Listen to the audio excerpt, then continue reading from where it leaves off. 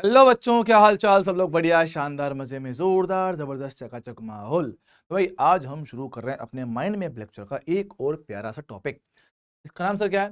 Sir नाम है topic अपने पास ग्रेविटेशन, बोलो तो गुरुत्वाकर्षण। हाँ जी सर। अब एग्जाम पॉइंट ऑफ व्यू से काफी ज्यादा इंपॉर्टेंट है, क्योंकि अगर मैं पिछले 3 साल के ट्रेंड की बात करूं तो यहां से हर साल दो क्वेश्चन बनते आ रहे हैं। ठीक है, मतलब कि लास्ट ईयर भी दो थे, उससे पहले भी दो थे, उससे पहले भी दो थे। तो एक सिंगल चैप्टर से आपके करीबन 8 नंबर का अच्छा खासा जुगाड़ हो सकता है।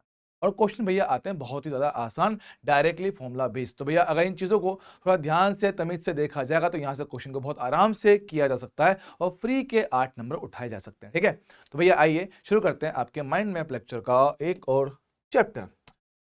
सबसे पहले सर एक बात समझते हैं। जब हमने चैप्टर पढ़ा था सर, कौन सा? ग्रेविटेशन। जब हमने सर चैप्टर पढ़ा था ग्रेविटेशन, ग्रेविटेशन में सबने एक बात कही थी, ग्रेविटेशन बोलते हैं एनएलएम। गलत बोल गया, sorry sorry sorry sorry, my God, I am sorry. ठीक है, बात समझते हैं। हमने जब स्टार्ट किया था आपका एनएलएम, बोलते मेरे पास न्यूटन्स लॉ ऑफ मोशन, बात समझेंगे। तो हमने क्या देखा था? न्यूटन्स लॉ, हमने न्यूटन्स लॉ ऑफ मोशन पढ़ा था। हमने पढ़ा था सब बल के बारे में, सब बल कैसे होता है। हमने सर कहा था कि बल हमारे पास दो वस्तुओं के बीच में होने वाली क्रियाओं को कहते हैं। जब कभी दो बॉडीज आपस में इंटरेक्ट करती हैं तो वो एक दूसरे पर बल लगाती हैं। अच्छा, दो वस्तुओं के बीच में होने वाले इंटरेक्शन को क्या कहा आपने? बल कहा। अब दी गई दो वस्तुएं, अगर मेरे पास दो आवेश बनता है तो आप उसको बोलते हो आपका इलेक्ट्रिक फोर्स, है ना, इलेक्ट्रोस्टैटिक फोर्स, कूलॉम का जो बल होता है। हाँ सर, है ना। अगर मेरे पास दी गई दो वस्तुएं, दो आपके नाभिकीय कण बनते हैं तो उस बल को आप लोग क्या बोलते हो? नाभिकीय बल करते हैं। और नाभिकीय बल क्या भैया? दो तरह का बन जाता है, आपका प्रबल और दुर्बल। अच्छा, और अगर दी गई वस्तुएं हमारे पास दो द्रव्यमान होते हैं तो उनके बीच में लगने वाले बल को आप लोग क्या बोलते हो? ग्रेविटी फोर्स बोलते हो, गुरुत्वीय बल बोलते हो ना, गुरुत्वाकर्षण बल आप उसको बोलते हो। तो अब एक बात समझते हैं। तो भाई ये बल जो मेरे पास है इसके बारे में सबसे पहले आपको न्यूटन भैया ने बताया था। याद होगा कि भाई वो बचपन से जो कहानी सुनते आ रहे थे, कौन सी कहानी? कि भाई न्यूटन जी के माथे पे गिरा सेब, सेब गिरा और उसका दिमाग घूमा तो उसने भाई ग्रेविटी की खोज कर डाली। हाँ सर, तो बात समझेंगे। तो मेरे पास क्या है कि जब कभी दो द्रव्यमान एक दूसरे से इंटरेक्ट करते हैं तो वो आपस में एक दूसरे पे क्या करते हैं? गुरुत्वीय बल लगाते हैं, ग्रेविटी फोर्स हमारे पास अप्लाई करते हैं। ठीक है, अब ये जो ग्रेविटी फोर्स का फॉर्मूला है ये न्यूटन ने दिया था, कौन सा? एफ आपका जो होता है जी m1m2 बटे आर स्क्वायर। इसमें m1m2 क्या है? m1m2 हमारे पास होता है द्रव्यमान, जी आपका होता है गुरुत्वाकर्षण नियतांक और आर होता है दिए गए दोनों द्रव्यमान के बीच का दूरी। दिए गए दोनों द्रव्यमान के बीच का दूरी से मतलब क्या है कि एक द्रव्यमान ये रहा, दूसरा ये रहा, दोनों के अपने अपने द्रव्यमान, यस सर, और इनके बीच की दूरी कितना? आर है। अब एक बात समझेंगे, गुरुत्वीय बल हमेशा से क्या होता है? आपके आकर्षण की प्रकृति का होता है, कि मतलब अगर एक द्रव्यमान दूसरे को अपनी ओर अट्रैक्ट करता है तो दूसरा भी पहले को अपनी ओर अट्रैक्ट करेगा। इसमें कभी भी आपका प्रतिकर्षण बल नहीं होता है, हमेशा क्या होता है? आकर्षण का बल होता है। तो जी मेरे पास क्या है? गुरुत्वाकर्षण नियतांक, जिसका मान कितना होता है? 6.67 इंटू 10⁻⁻11। इसकी जो होती है यूनिट सर कितना? Newton metre square upon KG square, है ना। इसका जो मेरे पास है वेमीय सूत्र, वो आप लोग इससे निकाल सकते हो, है ना। हाँ थक गया रे, बात समझते हैं। न्यूटन को आप लोग लिख पाओगे केजी मीटर पर सेकंड स्क्वायर, यहां पे रखना, आप इसका डायमेंशन फॉर्मूला निकाल पाओगे। ठीक है, बात समझते हैं, सुनिएगा। अब क्या होता है ये जो मेरे पास बल होता है सर, कौन सा? Gravity force. जो ग्रेविटी फोर्स मेरे पास होता है ये होता है अनंत परास का, मतलब कि इसकी रेंज होती है इनफाइनाइट, कि दो बिल्कुल पास पास रखी वस्तुओं के बीच में भी ग्रेविटी फोर्स हो सकता है। और बहुत दूर दूर, जैसे कि सूरज और धरती बहुत दूर है, इनके बीच में से क्या करता है? आपका ग्रेविटी फोर्स काम करता है। अच्छा, तो इसकी परास क्या? अनंत है, अनंत दूरी तक ये बल मेरे पास काम कर सकता है। अच्छा, दूसरी बात कि माध्यम पर निर्भर नहीं करते, कि भैया दी गए दोनों द्रव्यमान के बीच में माध्यम है या नहीं है तो कौन सा है, उससे कोई फर्क नहीं पड़ता। ग्रेविटी फोर्स आपके मीडियम पर डिपेंड नहीं करता, कोई इसको फर्क नहीं पड़ता। ठीक है बस, चलेगा। हाँ सर, बात करते हैं अब सर इसका क्या होता है। एक स्टैंडर्ड सा क्वेश्चन याद करो, ये मैंने आपको बताया था सर, किसमें? बेसिक मैथ्स मैक्सिमा मिनिमा, हाँ हाँ सर बताया था कि मान लो किसी एक द्रव्यमान को दो टुकड़ों में तोड़े तो इन पे लगने वाला बल अधिकतम कभी होता है? यह तभी होता है जब दोनों द्रव्यमान को बराबर भागों में तोड़ा जाए। इस द्रव्यमान को क्या है? दो बराबर भाग में तोड़ा जाए, मतलब कि जब m1 m2 का मान बराबर हो और कुल मान का आधा होता है तब जाके मेरे पास क्या आता है? उनके बीच में बल अधिकतम आता है। कितना पास? उस फॉर्मूला में ये वैल्यू डाल लो, आपका ये आंसर मिल जाएगा। ठीक है दोस्त, चलेगा चलेगा तलेगा। आगे बात करेंगे अध्यारोपण का सिद्धांत क्या कहता है। अध्यारोपण का सिद्धांत एक सिंपल बात कहता है कि सर जब कभी दो द्रव्यमान की बात करता हूं, बच्चे थोड़ा पानी ले आते हैं, एक मिनट रुकना।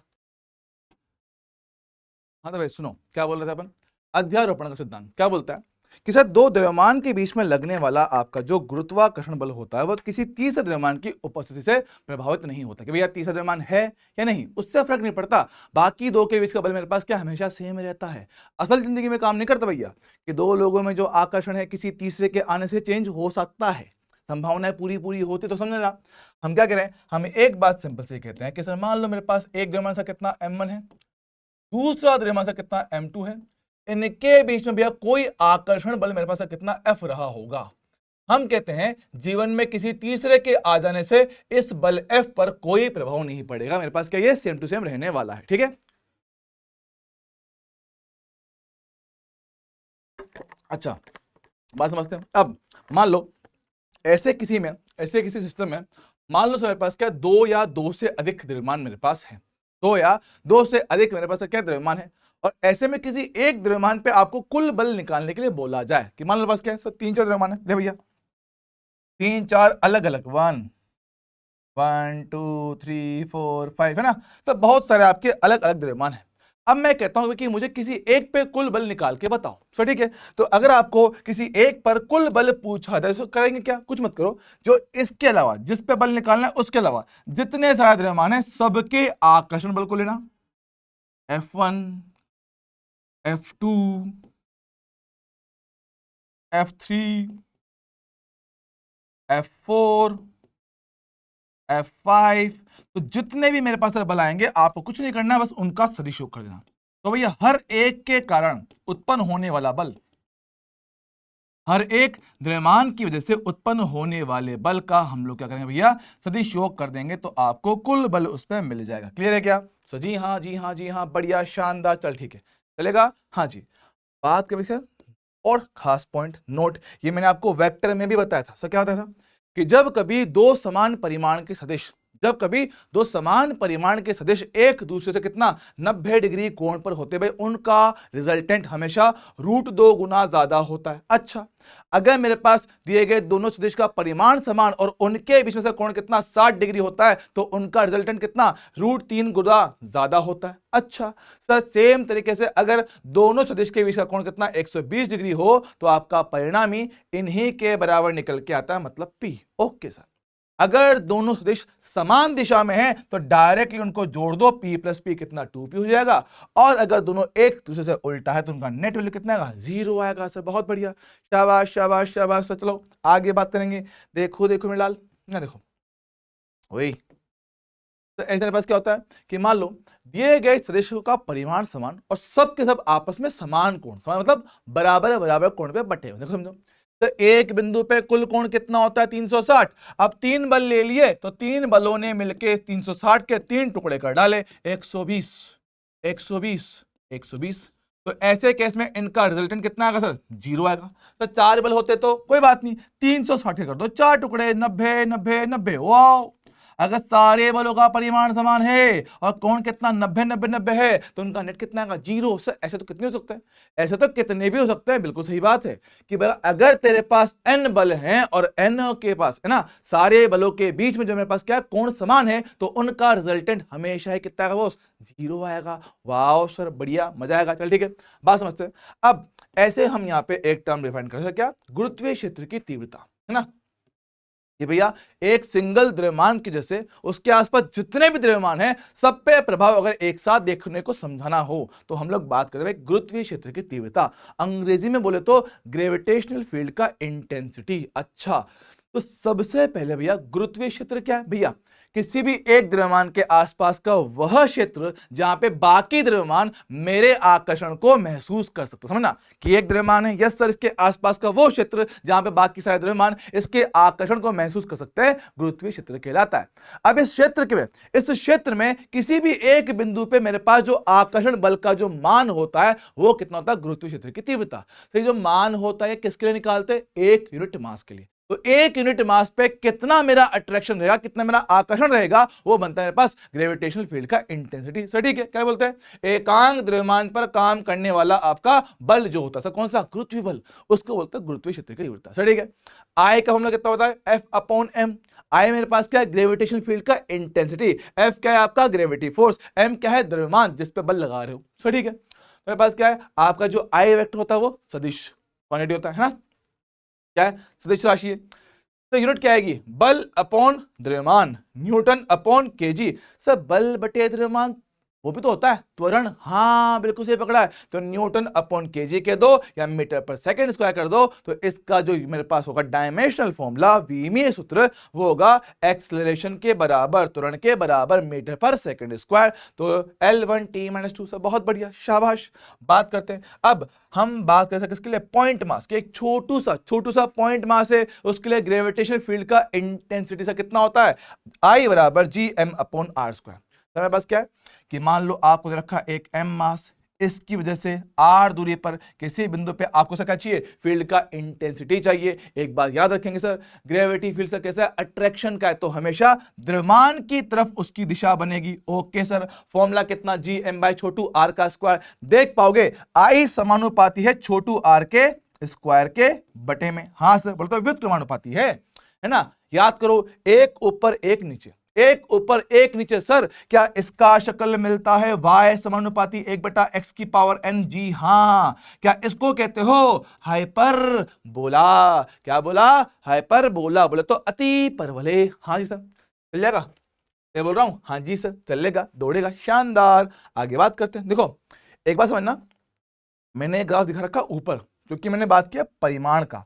अगर ये आपको बोले सदिश में, तो एक बात याद रखें, सदिश में बात करता है तो आई से मेरे पास कैसा अट्रैक्शन का, अट्रैक्शन वाले फील्ड को आप लोग नेगेटिव दिखाते हो। तो अगर आपको ऑप्शन में ऐसा दिख जाए आई का ग्राफ छोटू आर के साथ, तो ये ग्राफ सही बनेगा उसका, क्योंकि वेक्टर में है। वेक्टर में से क्या होता है, आई आपका नेगेटिव आता है आर से, तो भैया ये ग्राफ नीचे बनेगा, ध्यान रखना। ठीक है, चलेगा, दौड़ेगा सर, बहुत बढ़िया बहुत बढ़िया बहुत बढ़िया। सर अब ऐसे ही एक याद करते हैं, तो उदासीन बिंदु। ये उदासीन बिंदु का जो टॉपिक होता है, ये आप कई बार देखते हो ग्रेविटी में, देखोगे आप 12th क्लास में जाओगे, आपका टॉपिक आता है आपका विद्युत क्षेत्र में, है ना। विद्युत क्षेत्र में आपका आता है उदासीन बिंदु, सेम तरह से पढ़ते हो। फिर आप पढ़ो सर कौन सा, मैग्नेटिक फील्ड, वहां पर भी आपसे पूछता है सर उदासीन बिंदु किसको कहते हो। सर उदासीन बिंदु की बेसिक डेफिनेशन मेरे पास क्या है, वह बिंदु जहां पर आपका कुल बल 0 बन जाए, या कुल क्षेत्र की तीव्रता से कितना 0 आ जाए। आहा, तो वह बिंदु जहां पे क्या है, रखे किसी भी वस्तु पे कुल द्रव्यमान से कितना मेरे पास 0 आ रहा हो, उसको बोलोगे आप लोग उदासीन बिंदु। ठीक सर। अब मान लो सर दो द्रव्यमान है m1 और m2, उनके बीच में से आपको क्या ढूंढना है, उदासीन बिंदु ढूंढना है। एनपी का मतलब होता है न्यूट्रल पॉइंट। अच्छा, एनपी का मतलब क्या होता है, न्यूट्रल पॉइंट, वह बिंदु जहां पे क्या है, कुल बल 0 है। समझो, इस द्रव्यमान ने उसको अपनी ओर अट्रैक्ट किया होगा, उस द्रव्यमान ने इसको अपनी ओर अट्रैक्ट किया होगा, दोनों बल आपस में बराबर हुए होंगे और मेरे पास नेट वैल्यू कितना 0 आया होगा। चलो ठीक है, हम मानते हैं कि इस बिंदु का दूरी इससे r1 है और उससे कितना r2 है। तो इनमें जो संबंध होता है वो क्या, जो इनकी दूरियों का अनुपात होता है द्रव्यमान के वर्गमूल के अनुपात में आता है। सर ठीक है, r1/r2 m1/m2 का अंडर रूट होता है। सर ठीक है, तो कुल दूरी था सर कितना d, कुल दूरी मेरे पास कितना है d, ये पूरा का पूरा कितने पास है d। तो d दूरी को r1 r2 में तोड़ने का। सर ठीक है, तो r1 का वैल्यू खुद का अनुपात, अनुपातों का योग, कुल दूरी d। r2 खुद का अनुपात, अनुपातों का योग इंटू कुल दूरी d। सब बहुत बढ़िया, ऐसे निकाल सकते हैं, अरे बिल्कुल निकाल सकते हैं, चलेगा। अब ये कुछ आपके खास फॉर्मूला हैं जो आपको याद रखने पड़ेंगे कि ग्रेविटेशनल फील्ड का इंटेंसिटी खोखले गोले के लिए क्या होता है, ठोस गोले के लिए क्या होता है। सर क्यों, क्योंकि ये सेम टू सेम फॉर्मूले से मेरे पास क्या आपके इलेक्ट्रोस्टैट में रिपीट हो जाएंगे। ठीक है, तो बात समझते हैं। सर आई आउट, सर मतलब गोले के बाहर वाले बिंदु। सर कौन सा गोला, अरे खोखला गोला भाई। देख मान ले कि मेरे पास क्या यहाँ पे एक छोटू सा खोखला गोला है। यस सर, तो छोटू खोखले गोले पर मेरे पास क्या है, कुल द्रव्यमान है m, त्रिज्या है इसका कैपिटल R। मैं कहता हूं इस गोले के बाहर का कोई बिंदु है a, बाहर का कोई बिंदु मेरे पास क्या है a है। तो इस बिंदु पे अगर मैं कहूं कि सर मुझे फील्ड का इंटेंसिटी बता के दो, सर कितना बचेगा Gm/छोटू r²। ये बिंदु बाहर का तो आई आउट कहोगे सर, ठीक है। और वही बात के जैसा इसके अंदर वाले भाग में से फील्ड का इंटेंसिटी से कितना आता है 0 आता है। तो अंदर तो है 0, बाहर है ये। ग्राफ अगर बनाएंगे तो जब तक अंदर रहोगे फील्ड का इंटेंसिटी से कितना 0 रहेगा, जैसे ही बाहर गया तो आई समानुपाती 1/r²। सर फिर से कैसा ग्राफ आएगा आपका, हाइपरबोला। बहुत बढ़िया, हाइपरबोला।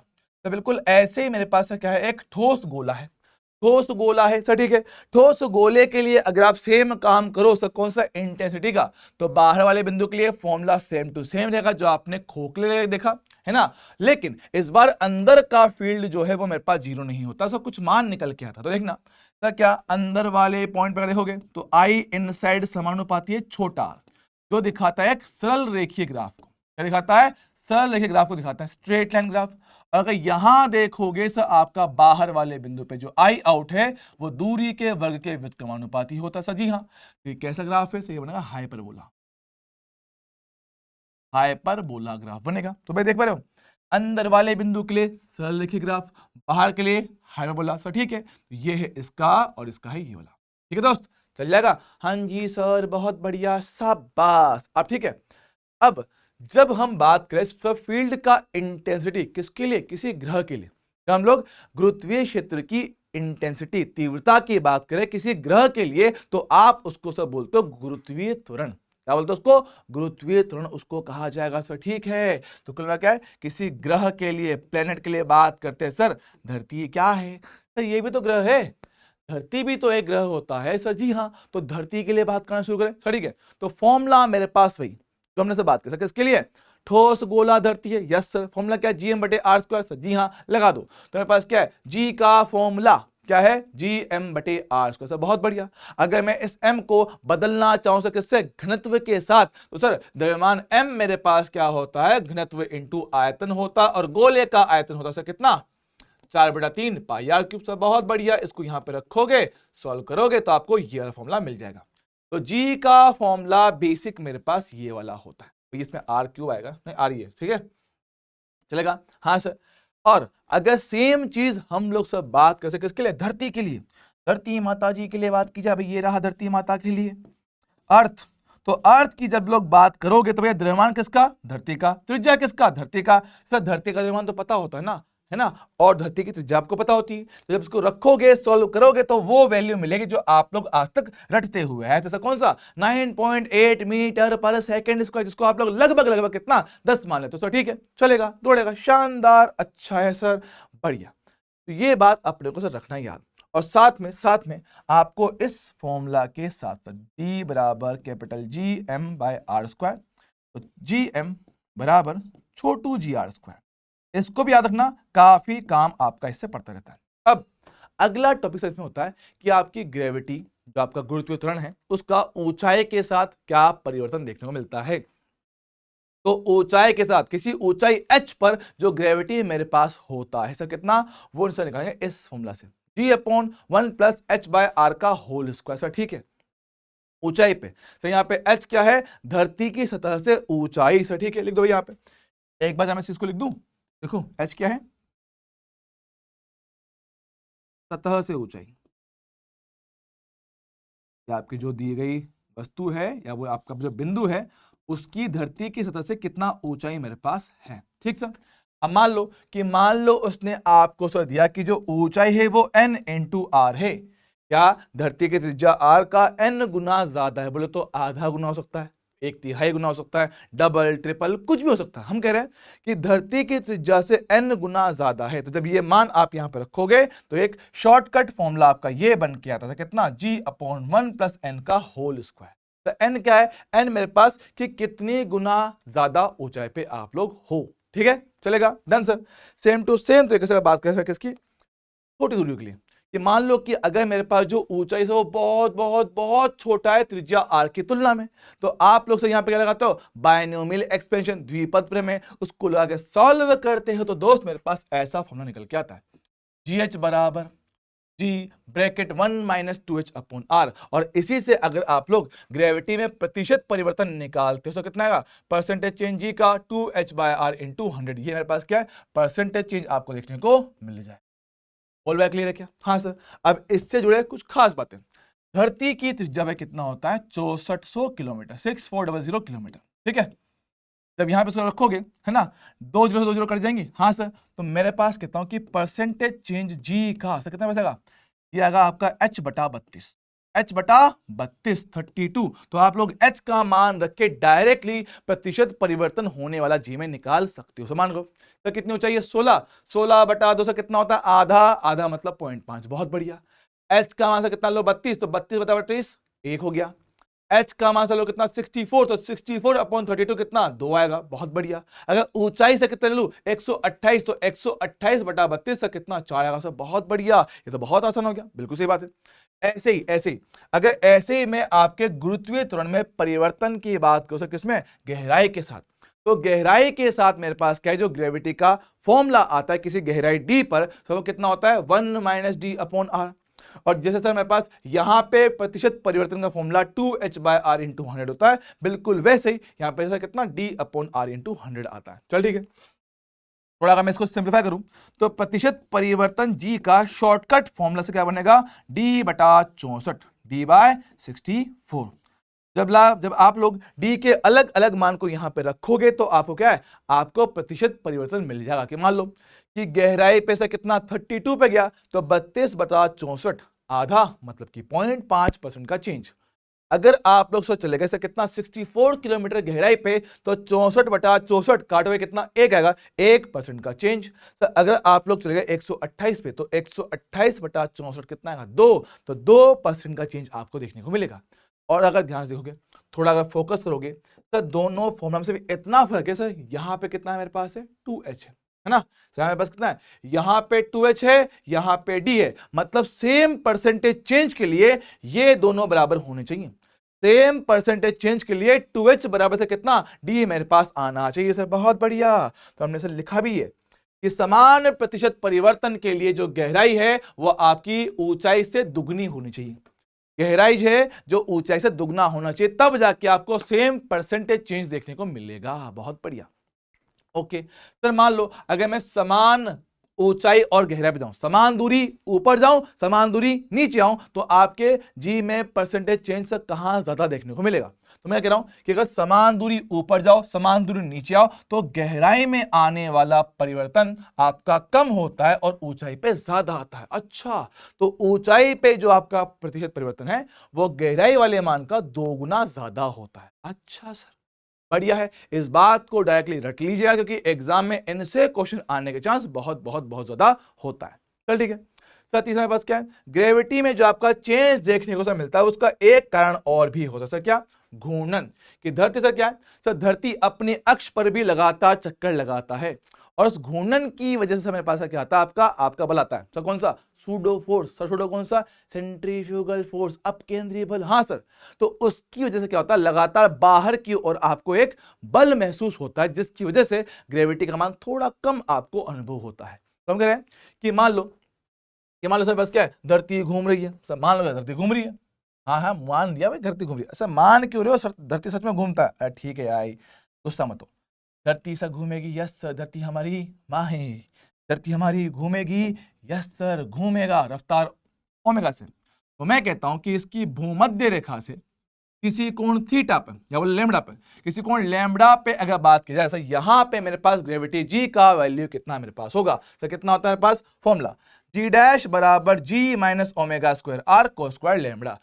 तो लैम्बडा क्या है, लैम्बडा भूमध्य रेखा से बनाया गया कोण उस स्थिति का। सो ठीक है, अब अगर वो स्थिति से कौन सा हो, ध्रुव पर आ जाए, ध्रुव मतलब ये नॉर्थ पोल या साउथ पोल, तो यहां पे बनने वाले से कोण कितना होता है 90 डिग्री होता है। तो इसलिए आपका जो जी का मान है वो वास्तविक जी के बराबर आता है, जो कि सर्वाधिक होता है, मैक्सिमम होता है।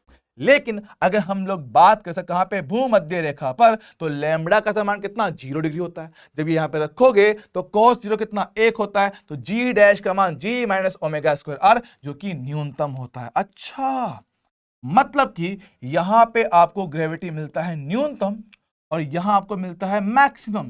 तो अगर अगर अगर अगर अगर आप लोग यहां से यहां जाओगे तो ग्रेविटी जी का वैल्यू लगातार बढ़ता चला जाता है। मतलब कि भूमध्य रेखा से पोल की ओर जाते हैं तो जी का मान लगातार बढ़ता है। सब बहुत बढ़िया चलेगा, शाबाश। और एक सर, धरती की जो आकृति ना वो पूर्ण रूप से आपका गोलाकार नहीं है, थोड़ी सी अंडाकार है ना। आपकी जो धरती की आकृति है वो पूरी तरह से गोल नहीं, वो थोड़ी सी अंडाकार होता है। ठीक है तो कुछ ऐसा आकृति होता है, मतलब कि जो आपका होता है इक्वेटर, यहां पे आपकी त्रिज्या थोड़ी ज्यादा होती है कंपेयर टू पोल की तुलना में। अब देखो जहां हमारे पास होगी त्रिज्या ज्यादा, देखो हम बात करते हैं, जी का फॉर्मूला क्या पड़ा है, जी एम बटे आर स्क्वायर। जरा देखना तो क्या जी समानुपाती है 1/r के स्क्वायर के, यस सर। तो जहां पे त्रिज्या ज्यादा वहां पे जी का मान कम निकलेगा, अरे हाँ सर। तो जहां पे त्रिज्या ज्यादा, आर ई ज्यादा है, आर ई ज्यादा है आरपी से, तो यहां पे ग्रेविटी का मान थोड़ा कम निकल के आता है कंपेयर टू पोल के। तो पोल पे ग्रेविटी हमारे पास क्या ज्यादा ही देखने को मिलता है कंपेयर टू इक्वेटर के, ठीक है।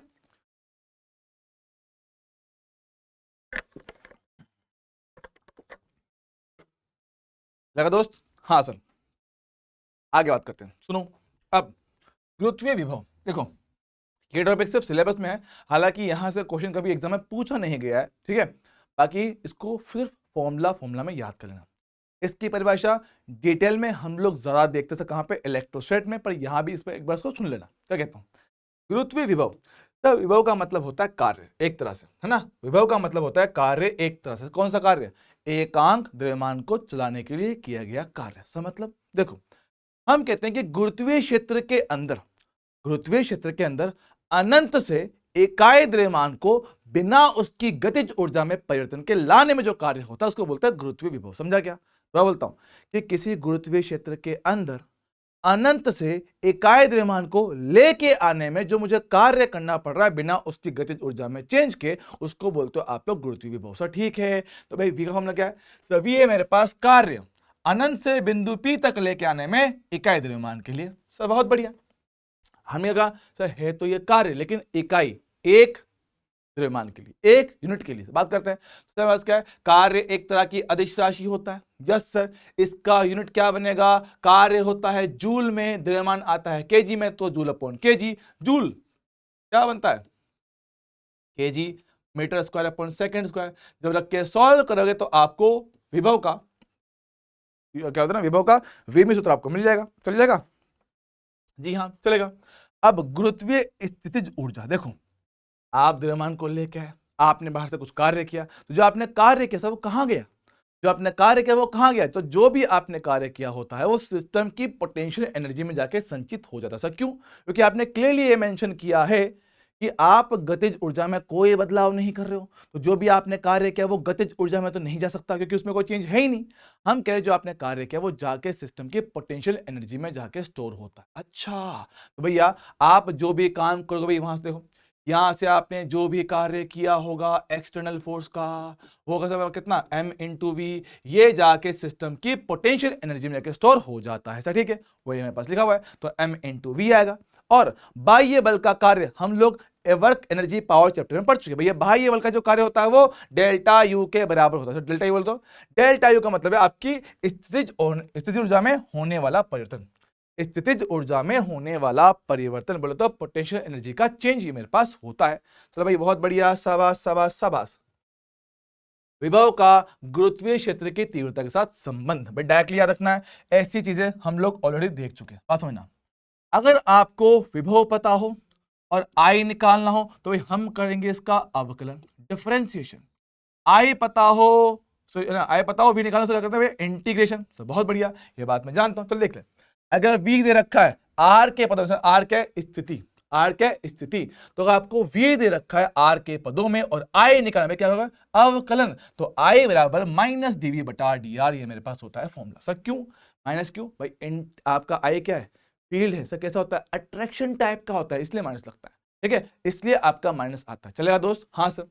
मान लो अगर आपको v दे रखा है, r नहीं x y z, मतलब कि निर्देशांक दे रखे हैं, उसके पदों में दे रखा है, तो कुछ नहीं करना। ये चीज हमने ऑलरेडी वर्क एनर्जी पावर में देखा हुआ है, याद करो, पार्शियल डिफरेंशिएशन, आंशिक अवकलन। तो जी हाँ, तो अगर मेरे पास ऐसा फंक्शन होगा तो आप क्या करोगे? इसका पार्शियल डिफरेंशिएशन करोगे, मतलब कि delta v by delta x, मतलब कि जब x के सापेक्ष अवकलन किया जाएगा तो सिर्फ और सिर्फ x को ही वेरिएबल मानोगे, y और z को नियतांक मान लेंगे। सेम जब y के सापेक्ष करोगे तो x और z को कांस्टेंट मान लोगे। सेम यहां पर होगा, x और y कांस्टेंट, z आपका वेरिएबल। चलेगा दोस्त? हाँ सर। सर ऐसे ही i पता हो, v निकालना हो, भैया क्या कहते हैं इंटीग्रेशन समाकलन, तो आई दे रखा है आर के पदों में, आर क्या है स्थिति, तो डेल्टा वी बोले तो integration of dV is equal to minus of I dot D R, I का किया समाकलन, बहुत बढ़िया। अगर आपको आई दे रखा है इसके सदिश प्रारूप में बोले तो I X I cap I Y J cap I Z K cap, अगर आपको इसके सदिश प्रारूप में दे रखा है तो भैया कोई दिक्कत नहीं, जो आपका डी आर है डी आर आप इसको भी सदिश रूप में लिख लो। तो डी आर क्या है, छोटू सो विस्थापन, तो डी एक्स आई केप, छोटू विस्थापन डी वाई जे केप, छोटू विस्थापन डी जेड के केप से, बहुत बढ़िया। हम करेंगे डॉट प्रोडक्ट, तो आई वाला आई से, जे वाला जे से, के वाला के से, ठीक है। तो I X D X I Y D Y I Z D Z से, ठीक है। तो हमने इसको रखा, सोल्व करेंगे, मेरे पास आ जाएगा।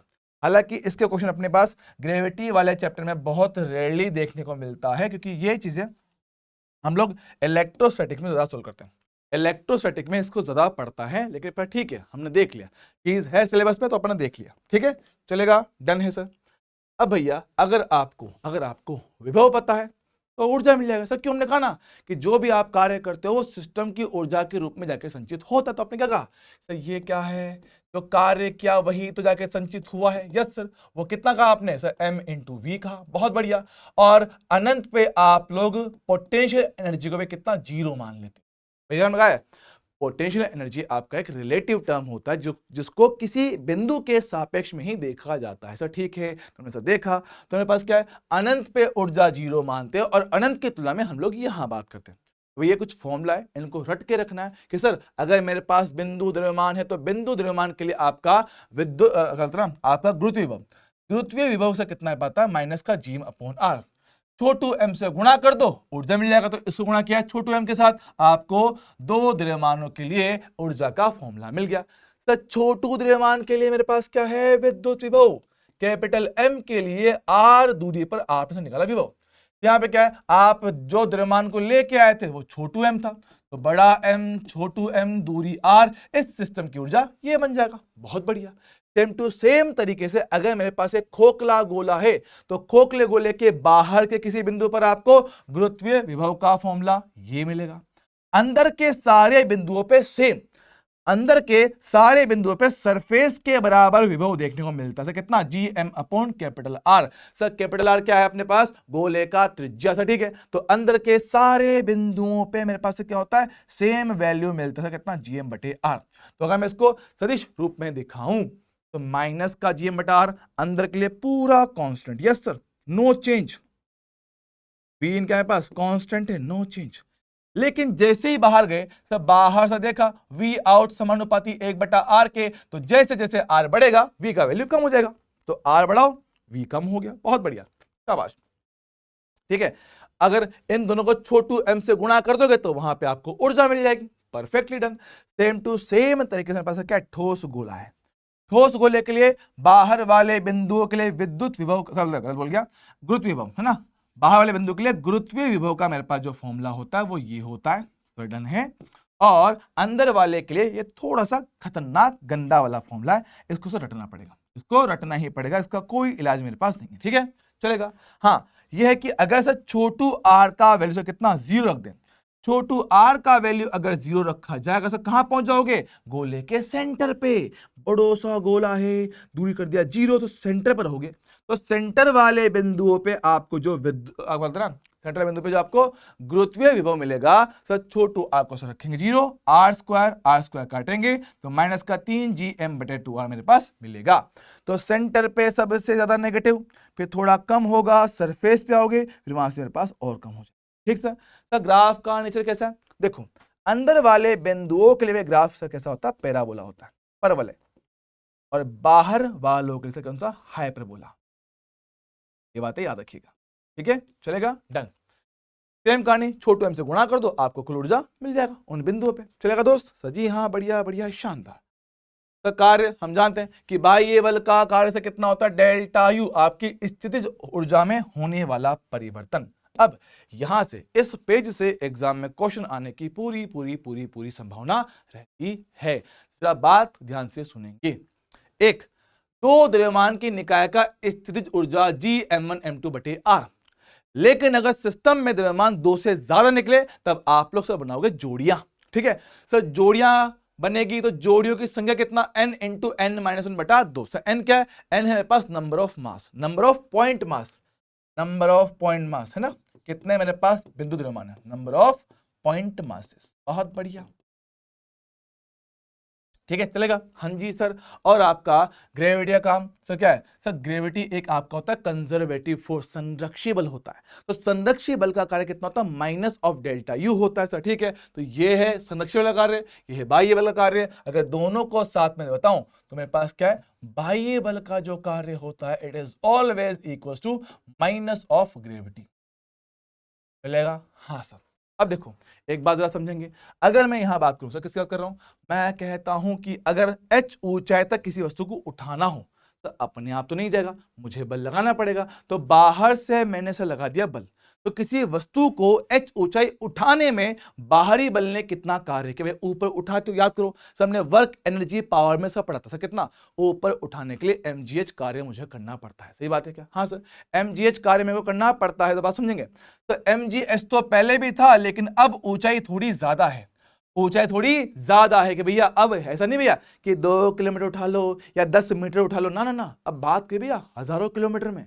अब बात चली हुई हजारों किलोमीटर में कि भैया मैंने इसको 1600 किलोमीटर उठा लिया, 3200 किलोमीटर उठा लिया, या त्रिज्या का 3 गुना तक उठा लिया, समझ रहे हो? हाँ सर। तो बड़ी ऊंचाइयां हैं, तो बड़ी ऊंचाई वाले केस में मेरे पास क्या है? आपका जो फॉर्मूला होगा mgh upon 1 plus h by r। Sir बहुत बढ़िया, तो इतना कार्य करना पड़ेगा। अगर कार्य पूछा ग्रेविटी का, देखो ग्रेविटी फोर्स नीचे, उठाया ऊपर, बल और विस्थापन एक दूसरे से उल्टा, तो सेम वैल्यू नेगेटिव में मिलेगा, सेम वैल्यू नेगेटिव में। सर बहुत बढ़िया, शाबाश। सर ऐसे ही किसी वस्तु को h गहराई गिरने में ग्रेविटी कितना काम करेगा?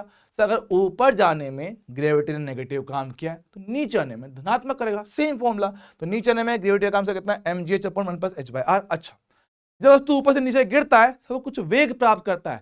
जब मेरे पास h का मान बहुत छोटा हुआ करता था, v का फॉर्मूला था √2gh, याद है क्या? यस सर, वही फॉर्मूला अब आपका √2gh upon h by 1 plus h by r। Sir बहुत बढ़िया, बात समझेंगे कि अगर मेरे पास h का वैल्यू बहुत छोटा हो जाए re की तुलना में तो कुछ नहीं, आपको इसको नेग्लेक्ट मारना, नेग्लेक्ट मारना। तो यही फॉर्मूला जो बाह्य बल का कार्य से कितना बनेगा? mgh, पहले ये रटा था। यस सर, सेम कहानी यहां पर होगा, h बटे आर को नेग्लेक्ट मार दो तो आपको जो वेग मिलेगा सर कितना? √2gh मिलेगा। अरे सर बहुत बढ़िया, शाबाश, मजा आया क्या सर? बिल्कुल बिल्कुल बिल्कुल, मेरे को इसमें कोई समस्या, टेंशन, दुख दर्द, पीड़ा वाली बात नहीं होना चाहिए। चलेगा दोस्त? सर जी हाँ, बढ़िया है, एक नंबर है, वेरी गुड। चलो आगे बात करता हूँ। क्या देख, अब इस टॉपिक का एक और प्यारा टॉपिक है ना, इस चैप्टर का एक और प्यारा टॉपिक सर क्या है? पलायन वेग। पलायन वेग को भाई हिंदी में तो पलायन वेग कहते ही हैं, अंग्रेजी में कहते हैं आपका एस्केप वेलोसिटी, है ना। एस्केप सुनो, एस्केप, एस्केप मतलब छूट के भाग गया, छूट के भाग गया।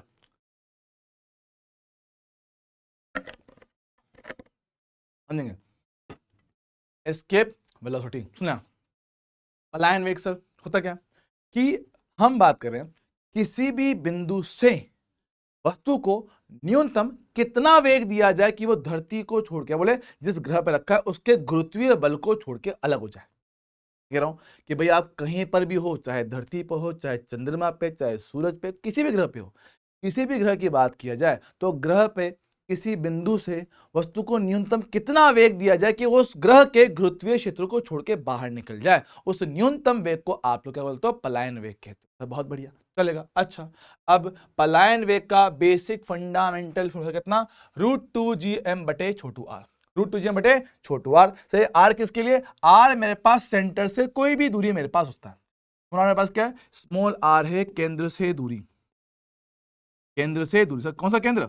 ग्रह का केंद्र, जिस भी ग्रह पर हो। अच्छा, पर मान लो सर मैं तो धरती की सतह से उसको फेंकना चाहता हूं, तो मेरे पास क्या है? छोटू आर बन जाएगा धरती की त्रिज्या के बराबर। बहुत बढ़िया, तो 2gm upon R E. Sir ठीक है, धरती का द्रव्यमान पता है, आर ई पता है, कैपिटल जी पता है, रखो सोल्व करके कितना बचेगा? 11.2 किलोमीटर प्रति सेकेंड। तो भैया वी एस टी का फॉर्मूला मेरे पास ये भी होता है और ये भी होता है। ये सेम फॉर्मूला किसी और ग्रह के लिए भी इस्तेमाल किया जा सकता है। 2g, उस ग्रह का द्रव्यमान, उस ग्रह की त्रिज्या rp, यहां रखो, सोल्व के आंसर निकाल सकते हो। ठीक है, चल जाएगा सर जी हाँ। मैं कहता हूं कि मान लो अगर किसी ग्रह के लिए आपकी जो एस्केप वेलोसिटी है अगर उसका मान प्रकाश के वेग के समान हो जाए तो उस ग्रह को आप लोग क्या कहोगे? Black hole. अच्छा, सब ब्लैक होल का असल मतलब यही होता है कि इतना ज्यादा स्ट्रॉन्ग ग्रेविटी फील्ड कि वहां से प्रकाश भी बाहर ना निकल पाए, इतना स्ट्रॉन्ग ग्रेविटी फील्ड कि वहां से आपका प्रकाश ये बाहर ना निकल पाए, उसको आप लोग क्या बोलते हो? ब्लैक होल कहते हो। अच्छा, तो भैया वहां पे जितनी भी लाइट थी सबके सब अंदर समाया हुआ है, अंदर से लाइट बाहर आ नहीं रहा है। जब लाइट बाहर नहीं आ रहा है इसलिए आप उसको ब्लैक होल कहते हैं। ठीक है भाई, चलेगा? हाँ जी सर। अब समझो, तो एस्केप स्पीड है बाहर निकलने के लिए, एस्केप स्पीड है बाहर निकलने के लिए, तो अगर मैं एस्केप के बराबर वेग दूंगा किसी वस्तु को तो वो बाहर निकलेगा।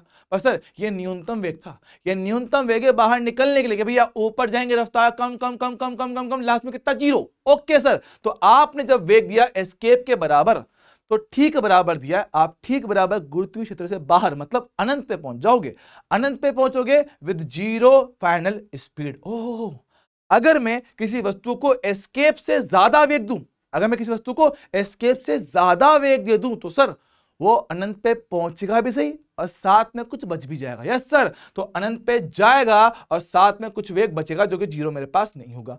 तो वो कितना होगा? मान लो कि अगर आपने शुरुआत में जो वेग दिया है वो आपके पलायन वेग का n गुना है, n गुना है, तो जो आपका अंतिम वेग बचेगा सब कितना हमारे पास होगा? वो होगा n square minus one under root into V E. भैया ब्रैकेट लगाना, एन स्क्वायर माइनस वन का अंडर रूट इंटू वीई से, ठीक है? डायरेक्टली न्यूमेरिकल्स में आप इसका यूज कर सकते हो। चलो ठीक है, अगर मैंने जो वेग दिया है वो पलायन से कम दे दिया, पलायन से कम दोगे तो भाई ऊपर कैसे जा पाएगा? ये बाहर कैसे निकल पाएगा? बाहर नहीं निकलेगा। पलायन से कम दोगे तो वस्तु घूम फिर के वापस धरती पे आकर गिरेगी। अच्छा सर, धरती पे वापस आकर गिरेगा तो अधिकतम कितनी ऊंचाई प्राप्त करेगा? तो वो ऊंचाई मेरे पास क्या है? प्राप्त अधिकतम ऊंचाई N square R upon one minus N square. N क्या? वही कि आपने कितना गुना वेग दिया है वस्तु को एस्केप की तुलना में। चल जाएगा? तो जी हाँ जी हाँ जी हाँ, ठीक है। ये सारे सारे फॉर्मूले आपके यांत्रिक ऊर्जा संरक्षण से ही लगाया गया। काइनेटिक इनिशियल, पोटेंशियल इनिशियल बराबर काइनेटिक फाइनल, पोटेंशियल फाइनल, ये सारे फॉर्मूले इसी से पैदा हुए हैं। तो मेन बात तो यही है, बाकी सब उसके शॉर्टकट है। लगा दोस्त? जी हाँ जी हाँ जी हाँ, बढ़िया है, एक नंबर, शाबाश। अब भैया बात करें सैटेलाइट, समझते हो? तो सैटेलाइट को भैया हम लोग हिंदी में कहते हैं उपग्रह, है ना? उपग्रह। तो उपग्रह क्या चीज होती है? देखो, उपग्रह हम कहते हैं किसी ग्रह के चारों ओर चक्कर लगाने किसी वाली वस्तु को, किसी ग्रह के चारों ओर चक्कर लगाने वाली वस्तु को हम लोग क्या कहते हैं? उपग्रह कहते हैं। ठीक है? अब ये उपग्रह छोटा बड़ा और प्राकृतिक कृत्रिम कुछ भी हो सकता है। हम कह रहे हैं उपग्रह मतलब जो भी वस्तु धरती के या बोले किसी भी ग्रह के चारों ओर चक्कर लगाता है तो आप उसको कहते हो उपग्रह। जैसे कि धरती के चारों ओर आप लोग क्या डालते हो? सेटेलाइट डालते हो, सेटेलाइट के जरिए आप लोग टीवी वगैरह देख पा रहे हो। हाँ सर, तो सेटेलाइट आप धरती पे आपने लगाया है, धरती के चारों ओर आपने घूमने के लिए एक सेटेलाइट लगाया है, तो जो आपने लगाया है वो आपका होता है आर्टिफिशियल सेटेलाइट, इसको बोलते हैं कृत्रिम, बोलते हैं कृत्रिम उपग्रह, कृत्रिम उपग्रह इसको कहा जाता है। लगा दोस्त? सर जी हाँ, बढ़िया है, एक नंबर है, बोलो भाई हाँ कि ना। लगा दोस्त? हाँ जी सर, आगे बात करते हैं। सर मान लो अगर आपने नहीं लगाया, वहां पे पहले से ही मौजूद था, वो होता है नेचुरल सेटेलाइट, बोलते हैं हमारे पास प्राकृतिक उपग्रह।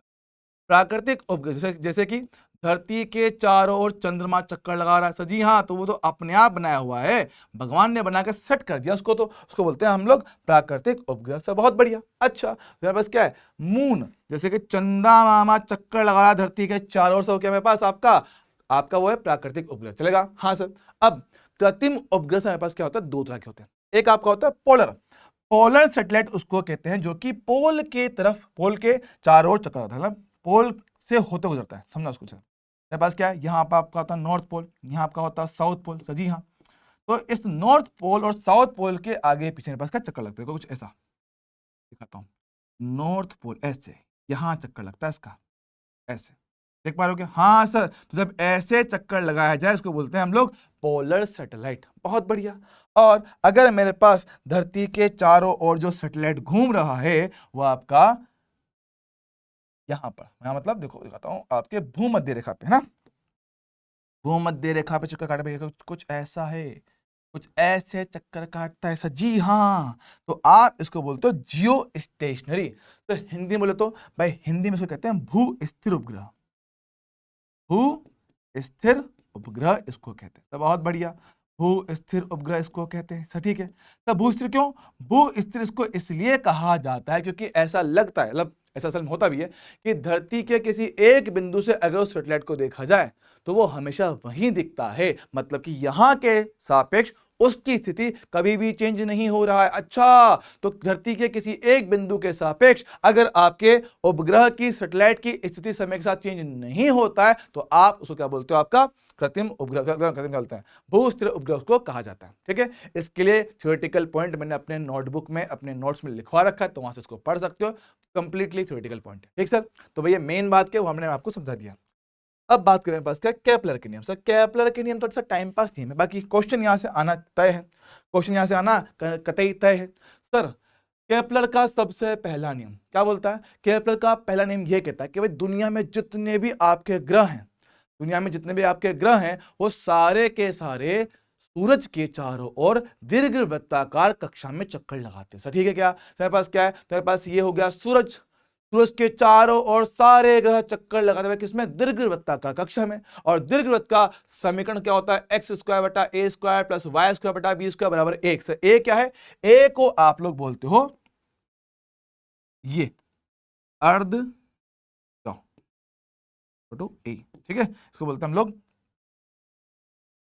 अर्ध अर्ध दीर्घ अक्ष, अरे नाम थोड़ा खतरनाक है, ठीक है, अर्ध दीर्घ अक्ष इसको कहते हैं। और इसको लोग आप लोग अर्ध माइनर क्या बोलते हैं, माइनर को, रुक जाओ बे, दीर्घ तो बड़ा होता है, लघु नहीं, लघु बोलते तो भी बताया, नाम चेक कर लेना, नाम थोड़ा भूल जा रहा हूँ, ठीक है, नाम थोड़ा भूल जा रहा हूँ। एक वो आप लोग बोलते हो सेमी मेजर एक्सिस, ये सेमी माइनर एक्सिस, ठीक है, इसका एक बार हिंदी में नाम प्लीज चेक कर लेना, माफ करना मुझे थोड़ा नाम याद नहीं आ रहा, ठीक है। तो semi major axis, semi minor axis, ठीक है। अब क्या होता है, इस दीर्घवृत्त की किसी एक फोकस पे हमारे पास क्या होता है, आपका सूरज रहता है, ठीक सर, और सूरज के चारों ओर से हमारे पास क्या, आपके ग्रह चक्कर लगाते हैं। अब दीर्घवृत्त का एक छोटा सा होता है प्रॉपर्टी, क्या होता है सर, कि अगर मेरे पास किसी बिंदु को इस पे चलाया जाए, ऐसा किस पे, दीर्घवृत्त पे, है ना, तो इस दीर्घवृत्त पे चलते हुए किसी भी टाइम पर इस ग्रह का दोनों फोकस से दूरियों का योग, एक फोकस दो फोकस, दोनों से दूरियों का योग मतलब r1 प्लस r2 हमेशा मेरे पास क्या आएगा, कांस्टेंट आएगा, नियत आएगा। सर ये देखो 2a के बराबर कांस्टेंट हमेशा ही। अच्छा, अब चाहे एक केस देखो, अगर ग्रह मेरे पास यहां पे हो तो उसकी सूरज से जो दूरी होगा वो होगा न्यूनतम, मिनिमम, जब वो यहां पहुंच जाए तब वो होगा मेरे पास मैक्सिमम। तो इन दोनों का योग मेरे पास कितना, R minimum plus R maximum 2a के बराबर आता है, डायरेक्टली इसको याद रखना है, ठीक है, चलेगा, हाँ सर, ओके। उसके अलावा कि सर कि जब मेरे पास ग्रह सूरज के चारों ओर चक्कर लगाता है तो उसको मिलाने वाली रेखा सूरज से, समझना, कुछ ऐसा है कि मेरे पास मान लो ये है अपने पास, ओए ठीक है, आपका दीर्घवृत्त, एक ये दीर्घवृत्त है, ठीक है, दीर्घवृत्त। मैं कहता हूं सर मेरे पास क्या, एक सूरज भी है, लो भैया सूरज ले आते हैं, क्या सूरज, और आपका एक ग्रह है जो चक्कर लगा रहा है, ग्रह, समझना। अब जो आपका ग्रह है ये चक्कर लगा रहा है, यस सर, तो मैं कह रहा हूं कि अभी इसको मिलाने वाली से लाइन क्या, ये चलते चलते मान लो यहां पहुंच गया, तो अब इसको मिलाने वाली लाइन यहां पहुंच जाएगी। तो मिलाने वाली लाइन जो एरिया आपका स्वीप करता है, मतलब कितना एरिया उसने कवर कर लिया, इसको बोलते हैं आपका कि एकांक समय में बनाया गया क्षेत्रफल, एकांक समय में तय किया गया क्षेत्रफल को बोलते हैं आपका एरियल वेलोसिटी, क्षेत्रफल चाल, है ना, डेल्टा ए बटा डेल्टा टी, कितना एरिया कितना समय, इसको बोलते हैं एरियल स्पीड, एरियल स्पीड के भैया आपके पास एकांक समय में आपने कितना एरिया कवर कर लिया, ठीक सर, चलेगा, हाँ सर, डेल्टा ए बटा डेल्टा टी, तो ये क्या होता है, नियत रहता है, जो भी मेरे पास ग्रह चल रहा है ये एकांक समय में जो भी एरिया चलता है ये हमेशा फिक्स है, ये कभी चेंज नहीं होता है। फिर आप बोल सकते हो, तो अगर मेरे पास चाल नियत है तो किसी टाइम t1 में चला गया एरिया a1, किसी दूसरे टाइम t2 में चला गया एरिया a2, इनका जो अनुपात है वो मेरे पास हमेशा सेम आता है, क्षेत्रीय चाल हमेशा फिक्स रहता है, समान समय में समान क्षेत्रफल कवर किया जाता है, क्लियर है क्या, हाँ सर। अब इसी को थोड़ा सॉल्व किया जाए तो ये बात पता पड़ता है कि मेरे पास क्या है कि कोणीय संवेग हमेशा संरक्षित रहता है, कोणीय संवेग जब ग्रह गति करता है तो उसका कोणीय संवेग हमेशा ही संरक्षित रहता है। याद रखें भैया, कोणीय संवेग संरक्षित रहता है, लेकिन रेखीय संवेग नहीं रहता भैया। रेखीय संवेग यहां पे कांस्टेंट नहीं होता है, ना जी ना, नो कांस्टेंट। लेकिन कोणीय संवेग गारंटी आपका संरक्षित रहेगा। सर एक किसी चलती हुई वस्तु के लिए कोणीय संवेग का फॉर्मूला कितना होता है, mvr होता है। अब द्रव्यमान तो चेंज होने से रहा, तो v इंटू आर आपका ग्रह के लिए हमेशा नियत रहता है। v इंटू आर आपका हमेशा कांस्टेंट रहता है, तो इसके हिसाब से v समानुपाती होता है 1/r के। तो जहां दूरी ज्यादा वहां वेग कम, ओके, और जहां दूरी कम वहां पे वेग ज्यादा। अच्छा, तो इसका इस्तेमाल करते हुए हम लोग एक बात कह सकते हैं, क्या सर, v इंटू आर, तो जहां पे वेग ज्यादा वहां दूरी कम, जहां वेग कम वहां दूरी ज्यादा, इनका गुणनफल मेरे पास हमेशा सेम आएगा। अगर मैं v मिनिमम को यहां ले आऊं, r को वहां ले जाऊं, तो इनका अनुपात आएगा, जिसका फॉर्मूला मेरे पास ये होता है। E क्या होता है, E को बोलते हैं इसेंट्रिसिटी, मतलब कि केंद्र से, इस केंद्र से आपका जो सूरज है वो कितना शिफ्टेड होता है। तो इस E का फॉर्मूला कितना होता है, E का फॉर्मूला होता है 1 minus B square by A square का अंडर रूट। हालांकि पूछता नहीं है पर फिर ठीक है, लिख लो, चल जाएगा। और आखिरी, कि जब कभी कोई भी ग्रह आपका सूर्य के चारों चक्कर लगाता है, तो उसके चक्कर लगाने का जो होता है आवर्तकाल t, वो औसत दूरी r की घात 3 के समानुपाती होता है। तो भाई टी स्क्वायर समानुपाती r की पावर 3। सर टी आपका होता है आवर्तकाल और r आपका होता है औसत त्रिज्या, जिसको आप लोग छोटू ए भी कह सकते हो। ठीक है बॉस, चलेगा। हाँ जी सर, बढ़िया है, 1 नंबर। तो आई होप यहाँ पे सबको सारी बातें एकदम क्लियर होगा। और यहाँ पे आपका फाइनली आपका होता है ग्रेविटेशन का माइंड मैप का दी एंड। वाह सर, बढ़िया है, मजा आया सर। ठीक है, चलेगा, ओके सर। तो आई होप सारी बातें आपको क्लियर रहा होगा। मिलेंगे अगली बार, तब तक के लिए ओके, टाटा, बाय।